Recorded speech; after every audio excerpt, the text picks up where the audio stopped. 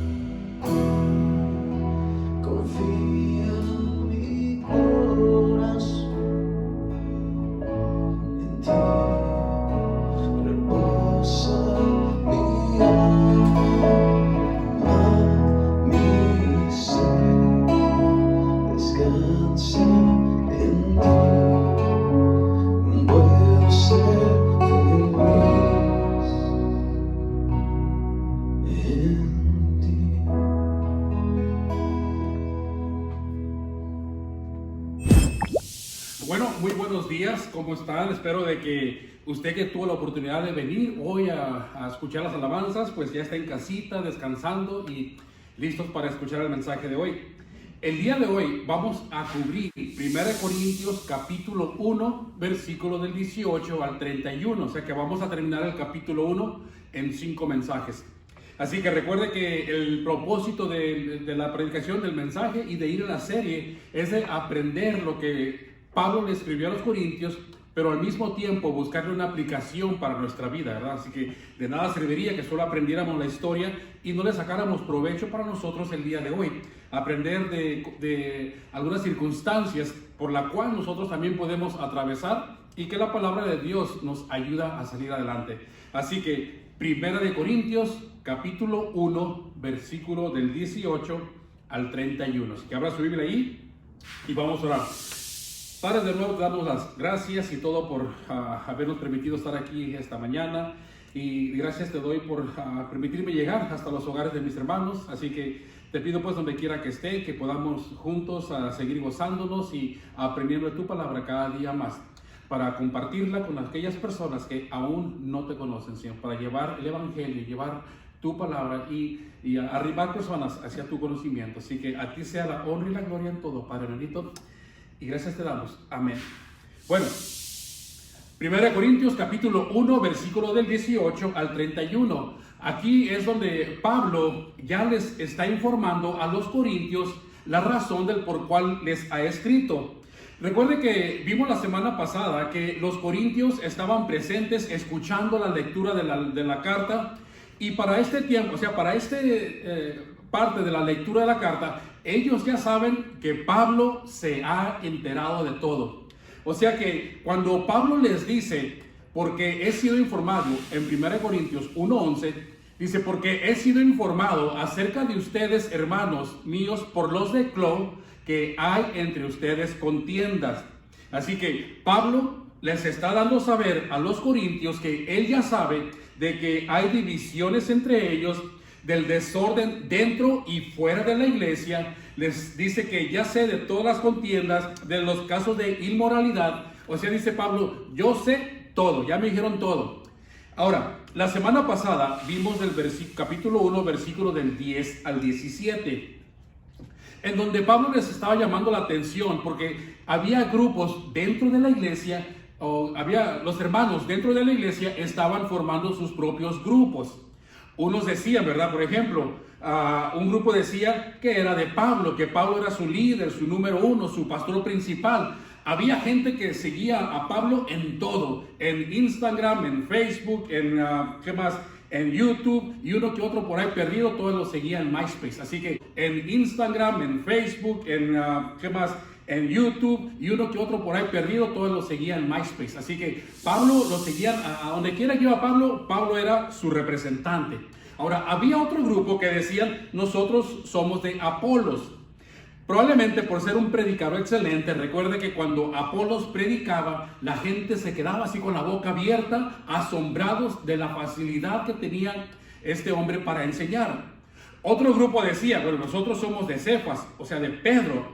Y este grupo probablemente lo seguía porque Pedro había sido uno de los 12 apóstoles originales de aquel grupo que estuvo con Jesús por 3 años. Así que en el versículo 13, capítulo 1, versículo 13, Pablo les hace una pregunta a los corintios, lo vimos la semana pasada, y les dice, oigan, ¿acaso yo les enseñé que está dividido Cristo? O sea que, dice Pablo, yo les enseñé que una persona podía tomar el lugar de Jesús para que ustedes pusieran su mirada en él. ¿O acaso les enseñé que la popularidad del pastor es mayor que lo que Jesús hizo en la cruz, que el sacrificio de Jesús en la cruz? Dice, ¿acaso les enseñé, continuando con el versículo 13, que fue crucificado Pablo por ustedes o fueron bautizados en el nombre de Pablo? Versículo 17, pues no me envió Cristo a bautizar, sino a predicar que el evangelio, no con sabiduría de palabras. Entonces, lo que Pablo le está diciendo es, yo les prediqué y les enseñé el evangelio tal y como es. no se los endulcé, se los presenté tal y como yo los recibí de Cristo, dice Pablo, yo se los entregué o se los presenté a ustedes, sin ponerle tanto adorno, sin palabras elevadas, sin palabras impresionantes y sin tanta gala. Dice Pablo, yo les presenté el mensaje de manera sencilla. ¿Para qué? Bueno, continuando con el versículo 17, para que no se haga vana la cruz de Cristo. O sea, para que el sacrificio de Jesús en la cruz no sea inútil, no sea inservible, no pierda la relevancia que debiera tener. Recuerde que vimos la semana pasada que el deseo de Pablo es que la gente quedara impactada con la gracia de Dios al escuchar el Evangelio de Jesús y no por el conocimiento del hombre. Fue por eso dice que él habló no con sabiduría de palabras. Ahora, cosa que es muy común el día de hoy, ¿verdad? Mire, hay personas que hacen circo, maroma y teatro cuando presentan el Evangelio, cuando presentan la palabra de Dios. Se enfocan en ellos, tanto que enseñan o hablan lo que ellos hacen, lo que ellos saben, a dónde ellos fueron, tanto que al final del mensaje usted sale de la iglesia, sale de la congregación conociendo más del pastor que de la vida de Jesús. Y yo creo que ese no es el propósito, ¿verdad? Nosotros no estamos aquí para dar a conocer lo que uno hace, lo que uno no hace o lo que sea, sino dar a conocer la palabra de Dios. Es el propósito principal por el cual hemos sido llamados. Ahora, a continuación, en lo que vamos a cubrir el día de hoy, el capítulo 1, versículos 18 al 31, Pablo sigue tratando con el mismo tema, el tema de la división. Mire, inclusive note que el versículo 18 empieza con la palabra ¿por qué? ¿Ok? Esta palabra ¿por qué? Enlaza o une al versículo 17 con el versículo 18, o sea, los está uniendo, los está ligando. No hay separación de tema, es el mismo. Así que Pablo les dice en esta sección, o les da a conocer los argumentos o los motivos del por qué la mirada de ellos debería de estar puesta solo en Jesús, del por qué la predicación del Evangelio no se fundamenta en la sabiduría humana, en la sabiduría del hombre. Y les dice, ¿okay? Versículo 18, vamos a empezar. Porque la palabra de la cruz es locura para los que se pierden, pero a los que se salvan, esto es a nosotros, dice Pablo, él se incluía, estaba incluyéndose, es que es poder de Dios. Ahora mire, no sé si usted ha escuchado mensajes por internet o cualquier otro lugar sobre este pasaje, en donde escuché infinidad de mensajes en el que dicen que la cruz es el poder de Dios, ¿ok? Aquí Pablo no está diciendo que la cruz es locura o que la cruz es el poder de Dios. No es la cruz a la que Pablo se refiere en este versículo. Pablo está haciendo referencia a la palabra de Cristo en la cruz, o sea, al Evangelio de Cristo, que es el poder de Dios, no la cruz. Mire, acabamos de ver el versículo 17, se los acabo de leer. Donde Pablo dice, pues no me envió Cristo a bautizar, sino a predicar el Evangelio. Si el poder estuviera en la cruz, Pablo hubiera dicho, ¿saben qué? A mí no me envió Cristo a bautizar, sino a repartir cruces. Yo creo que eso no estaría bien, ¿verdad? Pero además, Pablo dice que en la primera carta que envió a los romanos, un versículo ya conocido, Romanos capítulo 1, versículo 16, hablando de qué es el poder de Dios. Y Pablo dice, porque no me avergüenzo de qué. No me avergüenzo del Evangelio. ¿Por qué no te avergüenzas del Evangelio, Pablo? Bueno, él dice, porque es poder de Dios para la salvación. O sea, Pablo está aclarando que el poder de Dios es en la predicación, en el Evangelio y no en la cruz. Ahora mire, entonces, el Evangelio es locura para los que se pierden y es poder de Dios para los que se salvan. Y también no quiero que malinterprete, no quiero minimizar el significado de la cruz y nada de eso. Yo predico de la cruz, yo enseño de la cruz, yo creo en lo que ocurrió en la cruz. de lo que pasó en la cruz. En la cruz fue donde se llevó el acto final de la redención, ¿ok? Fue donde Jesús pagó el precio total por nuestros pecados, dando su vida en la cruz. Cuando Pablo predicaba, era indispensable para él hablar del momento en que Jesús fue crucificado. Tanto que él dice, mire, 1 Corintios capítulo 1, versículo 2. 1 Corintios capítulo 2, versículo 2. Pues no me propuse no saber entre ustedes otra cosa alguna, sino a Jesucristo y a este crucificado.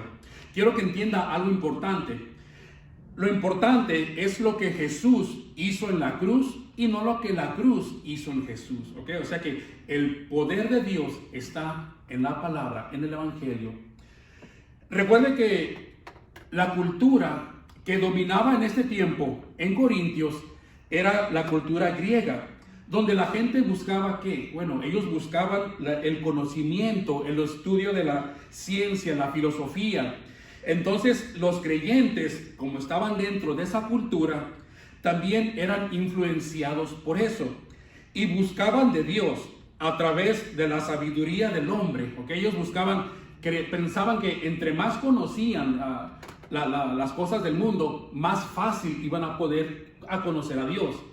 Y Pablo les dice a continuación, versículo 19, pues está escrito, destruiré la sabiduría de los sabios y desecharé el entendimiento de los entendidos.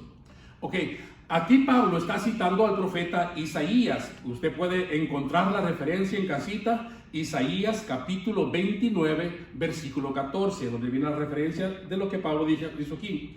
Ahora, cuando Isaías escribió esto, usted lo puede leer, nos hace saber que el pueblo decía tener el temor de Dios, pero no temían a Dios por lo que Dios era o por lo que Dios les había hablado en su palabra, sino que el pueblo temía a Dios por lo que ellos habían escuchado o habían aprendido del hombre. O sea que el hombre imponía sus leyes, sus reglas, y el pueblo a través de eso le temía a Dios. O sea que el temor del hombre, el temor de los creyentes era hacia el hombre más que a Dios. Ahora, algo parecido, dice Isaías 29:13, escuche lo que dice. Porque este pueblo se acerca a mí con su boca y con sus labios me honra, pero su corazón, dice, está lejos de mí. Ahora, algo parecido ocurría en la iglesia de Corintio, donde los hermanos con su boca honraban a Dios, alababan a Dios, pero su corazón estaba puesto ¿en quién? En el hombre, en las personas, en los predicadores, en otras cosas, en el líder, en el maestro, en el pastor. La iglesia de Corintios estaba formada de gentiles y de judíos, ¿ok? Eran los dos grupos. Así que Pablo les hace una pregunta retórica. Recuerden que la pregunta retórica es cuando no se espera una respuesta o realmente no se pregunta porque no se conoce la respuesta, sino la respuesta es obvia. La pregunta retórica la hace Pablo para que los hermanos mediten en la palabra o en la respuesta que van a dar. Y les pregunta a los gentiles, ¿ok? Recuerden que hay gentiles y judíos, y Pablo les va a hacer preguntas a los dos grupos. A los gentiles les pregunta, versículo 20, 1 Corintios 1:20, ¿dónde está el sabio? Recuerden que los gentiles, los griegos buscaban la sabiduría, el conocimiento, era lo que les afanaba. Y Pablo les dice, bueno, ¿dónde está el sabio? ¿Dónde están los grandes filósofos? ¿Dónde están los que se jactan de su conocimiento? A los judíos les pregunta, ¿dónde está el escriba? ¿Okay? ¿Dónde está el que explica, el que interpreta la ley, el estudioso de las escrituras? ¿Dónde está esa persona? Y ahora les pregunta a los dos grupos, versículo 20, ¿dónde está el disputador de este siglo?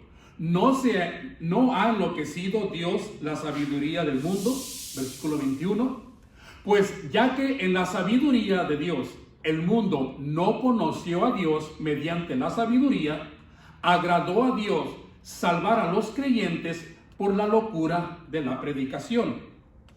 Quiere decir que Dios no utilizó la sabiduría humana para darse a conocer y salvar al mundo.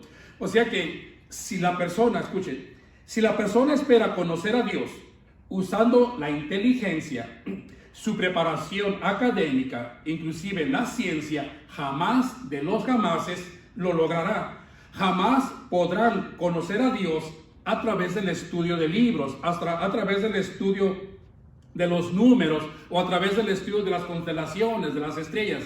Jamás van a conocer a Dios y mucho menos conocer la voluntad de Dios a través de eso. El único medio, por eso,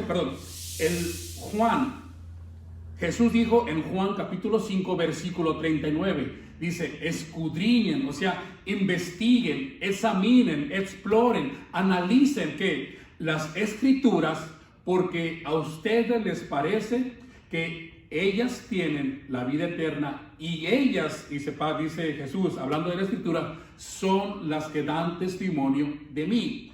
O sea que si queremos conocer la única manera de conocer de Dios, de conocer la voluntad de Dios hacia nosotros, es como escudriñando, leyendo, estudiando la palabra de Dios, las escrituras, medite en ellas, léalas de vez en cuando, pero de perdida, mira hermano, una vez por semana, 2 veces por semana, tome una hora, agarre su cafecito, siente en la mesita y tranquilo, póngase a meditar, a estudiar un pasaje, ¿ok? Y va a ver cómo le va a poder sacar gran provecho para su vida. Así que el único medio para que las personas puedan llegar a conocer a Dios y conocer la salvación es a través de ¿qué? De la predicación o el estudio de la palabra de Dios, de las enseñanzas del Evangelio, tan simple y sencillo como eso. Miren, Pablo dijo a los Romanos, capítulo 10, versículo 14, ¿cómo pues invocarán a aquel el cual no han creído?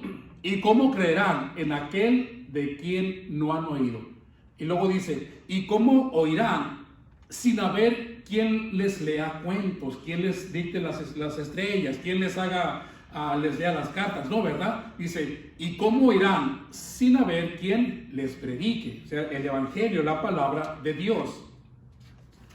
Quiere decir que si queremos que alguna persona sea salva, si usted le interesa realmente que una persona llegue a los caminos de Dios, que conozca el Evangelio, ¿qué tenemos que hacer? Bueno, simple y sencillamente es predicar el Evangelio, cosa que los hermanos en Corintios, en ese tiempo, tantos judíos como gentiles, ya no lo estaban haciendo, ya lo habían perdido, habían excluido el predicar el Evangelio. Pero Pablo les dice, ¿por qué dice Pablo que agradó a Dios salvar a los creyentes por la locura de la predicación? Dice, porque los judíos piden señales y los griegos buscan sabiduría. Mire, tanto los judíos como los griegos ya no pedían que se les enseñase el Evangelio, ya no lo querían escuchar. Ahora, unos piden señales y otros piden sabiduría. Los judíos querían ver para creer, ver señales para creer, y los gentiles querían sabiduría para razonar, para analizar y para sacarle lógica y conocer a Dios. Y Pablo les dice, oigan, yo no sé por qué ustedes ahora hacen eso, o sea, por qué excluyen el estudio de la palabra de Dios y ahora me resulta que piden señales y que piden sabiduría. Dice Pablo, yo no sé por qué, si nosotros, o sea, cuando ellos fueron ahí, Pedro, Pablo y Apolos, versículo 23, capítulo 1, versículo 23, dice, nosotros predicamos a Cristo crucificado, o sea, nosotros les enseñamos el Evangelio. Y ahora, ¿por qué ustedes piden señales y por qué piden sabiduría? Dice, nosotros predicamos a Cristo crucificado, para los judíos ciertamente tropezadero y para los gentiles locura. Miren, había grupos que no entendían cómo algo tan sencillo podía ser algo tan maravilloso. Pero al decir sencillo, no me refiero al sacrificio que Jesús hizo en la cruz, sino que ellos esperaban, o sea, los judíos y los gentiles esperaban ver algo espectacular para creer en Jesús, para desviar su mirada a Él. Por ejemplo, era el grupo de personas que cuando iba a los servicios, querían ver el servicio donde a una persona que tenía las manos disparejas, de repente se le emparejaran. Ese tipo de servicio. Querían ir a un servicio donde el agua en una botella de repente se convirtiera en vino. Hermanos, son charlatanería. No sé cómo hay gente que cree en eso y escucha y atiende a esas personas. Bueno, para otros era locura entender que no venimos del mono, sino de Dios. Para otro era locura entender que fuimos creados por Dios y no por una gran explosión. Por esto, esto es, dice, para aquellos que no aceptan la palabra de Dios, que no creen que Jesús murió por cada uno de nosotros en la cruz, para ellos el evangelio, dice Pablo, para ellos el evangelio es tropezadero y es locura. No lo captan, no lo entienden. Claro, dice la palabra de Dios que si no tienes al Espíritu, no, para todo es locura, no la puedes entender. Versículo 24 dice, mas para los llamados, o sea, para los creyentes, tanto judíos como griegos, o sea, los que reciben la palabra y confiesan y aceptan la palabra, y confiesan con su boca que Jesús es el Señor y creen de corazón que Dios lo levantó de entre los muertos, para ellos, dice Pablo, el evangelio es que poder de Dios y sabiduría de Dios. ¿Okay? Para los que se pierden, locura y tropezadero; para los que lo reciben, poder de Dios y sabiduría de Dios. O sea que el mundo en aquel tiempo y aún en la actualidad buscan a través de las señales, o sea, las demostraciones del poder de Dios y la sabiduría. Lo que ellos buscan a través de eso, hermano, nosotros lo podemos encontrar en la palabra de Dios. No necesitamos ir a ningún otro lugar o ir más lejos que la misma Biblia. No necesitamos buscar pues más allá de la Biblia para ver el poder de Dios y conocer de la sabiduría de Dios. ¿Usted quiere ver el poder de Dios? Mire, es sencillo, simplemente vea cómo Dios cambió su corazón y mi corazón, siendo uno de piedra, y lo transformó en una de carne. Ese es el poder de Dios. Vea cómo, estando muertos en pecados, el poder de Dios se manifestó en nuestra vida, y que dice, y nos dio vida, y no vida simple, sino vida en abundancia. Vea cómo los matrimonios se restauran. ¿Quiere ver el poder de Dios y la sabiduría de Dios? Vea cómo los matrimonios se restauran, las familias se unen y los hijos vuelven a los caminos de Dios. O sea, se apartan de las cosas malas del mundo. Ahí, hermanos, ahí podemos ver nosotros el poder y la sabiduría de Dios actuando en nuestras vidas. No necesitamos ir ni más lejos ni fuera de uno mismo para conocer eso. Podemos ver pues el poder de Dios guiándonos a través de nuestras vidas para apartarnos de las cosas vanas y malas del mundo. Versículo 25 dice, porque lo insensato de Dios es más sabio que los hombres, y lo débil de Dios es más fuerte que los hombres. Pablo le dice, ustedes están poniendo su mirada en las personas de acuerdo a sus capacidades, sus actitudes, y creen que Dios los escogió a ellos por lo que pueden dar. ¿Okay? Y en el versículo 26, Pablo les dice, pero mírense ustedes mismos, a ustedes también Dios los escogió y los llamó, y por lo que veo, dice Pablo, entre ustedes no hay ningún sabio, ningún hombre poderoso, y no hay ningún noble. O sea que no hay nadie de sangre azul. O sea, lo que Pablo le está dando a entender es que así como Dios eligió a aquellas personas que ellos tienen sus ojos puestos, de la misma manera los eligió a ellos. Y fíjese lo que dice el versículo 27, sino que lo necio del mundo escogió Dios para avergonzar a los sabios, y lo débil del mundo escogió Dios para avergonzar a lo fuerte. Versículo 28, y lo vil del mundo y lo menospreciado escogió Dios, y lo que no es para deshacer lo que es. Entonces, hermano, piensa esto: si nosotros hemos sido escogidos y llamados por Dios, quiere decir que nosotros estábamos en una de esas 4 categorías. Éramos menospreciados, éramos viles, éramos algunos de los necios, probablemente, ¿verdad? Pero nosotros pertenecíamos a unas categorías y así Dios nos llamó. Ahora, hermano, cuando usted salga a compartir el evangelio, a predicar la palabra o a hablar algo que usted aprendió, mire, tampoco me vaya a buscar solamente a los necios, a los viles y a los viles, ¿verdad? O sea, hay muchos allá afuera, pero no se refiere que solamente a ellos les predique. Usted comparte el evangelio con todos, o sea, lo que quiere decir Pablo. Lo que Pablo trata de explicar a los corintios es de que Dios no mira la capacidad intelectual o el coeficiente intelectual de las personas para elegirlas.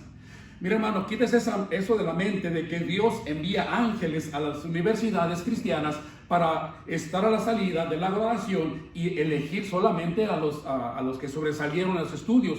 Eso no ocurre.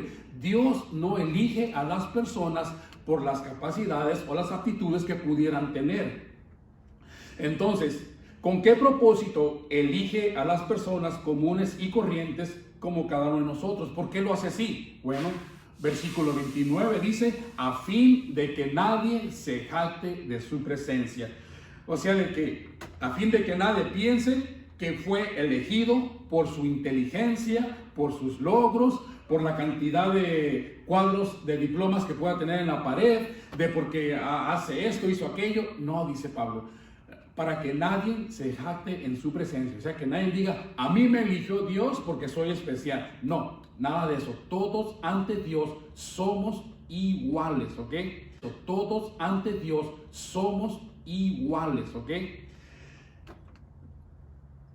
La única, versículo 30 dice: mas por él están ustedes en Cristo Jesús, el cual nos ha sido hecho por Dios sabiduría, justificación, santificación y redención. Entonces, la única razón por la que estamos reunidos nosotros, por la que algunos de ustedes vinieron hoy en la mañana a escuchar las alabanzas, hermano, ¿por qué? Es por Cristo. La única razón por la cual compartimos el evangelio es para que las personas conozcan de Cristo. La única razón por la cual nosotros hemos sido salvos es por lo que Jesús hizo en la cruz. Y gracias a ello nosotros estamos justificados ante Dios por el sacrificio de Jesús. Y todo eso, dice Pablo, ¿para qué? Para que, como está escrito, el que se gloría, gloríese en el Señor. O sea, que no nos podemos gloriar en lo que hace otra persona, en nuestras acciones. Dice, todo lo que hagamos, hagámoslo como para el Señor, realmente es para Él. Ahora, todo es para Cristo y por Cristo. Este mensaje es para que usted conozca de Dios, para que conozca el plan de salvación, para que conozca el evangelio. Esta iglesia, aquí donde estamos reunidos, Fuente de Vida, es del Señor y no es del hombre. Aquí, hermano, esta iglesia no es de una persona, esta iglesia pertenece a Dios. Las alabanzas son para alabar a Dios y no para demostrar ningún talento, ¿verdad? O sea, que, ay, qué bonito canta uno, qué bonito canta el otro. No, ese sería un enfoque erróneo. Las alabanzas son para glorificar a Dios, para alabar a Dios. Las alabanzas son para alabar a Dios y no para demostrar ningún talento, ¿verdad? O sea, que, ay, qué bonito canta uno, qué bonito canta el otro. No, ese sería un enfoque erróneo. Las alabanzas son para glorificar a Dios, para alabar a Dios.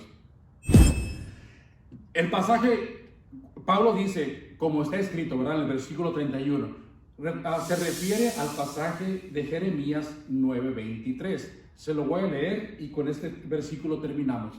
Jeremías 9:23 dice: así dijo Jehová, no se alabe el sabio en su sabiduría, ni en su valentía se alabe el valiente, ni el rico se alabe en sus riquezas, mas alábense en esto en el que se hubiere de alabar, en entenderme y conocerme, dice, que yo soy Jehová, que hago misericordia, juicio, justicia en la tierra, porque estas cosas quiero, dice Jehová.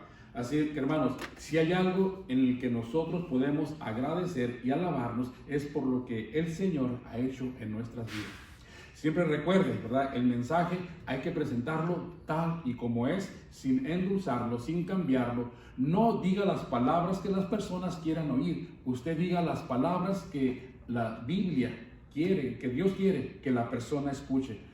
Verá que será de más aliento y más exhortación hacia ellos. Así que, hermanos, pues que Dios me los bendiga. Ya estamos a punto de regresar y reunirnos todos. Creo que nos la pasamos bien hoy en la mañana. Y de nuevo, pues, siga compartiendo el mensaje, comparta el mensaje ahora por video con algunos de sus familiares, personas que no conocen del Evangelio o personas que se han alejado, apartado, que vuelvan a reunirse a la iglesia que ellos iban antes, donde quiera, pero lo importante es de que vuelvan a los pies del Señor. Así que, hermanos, que Dios nos los bendiga y nos vemos la próxima semana.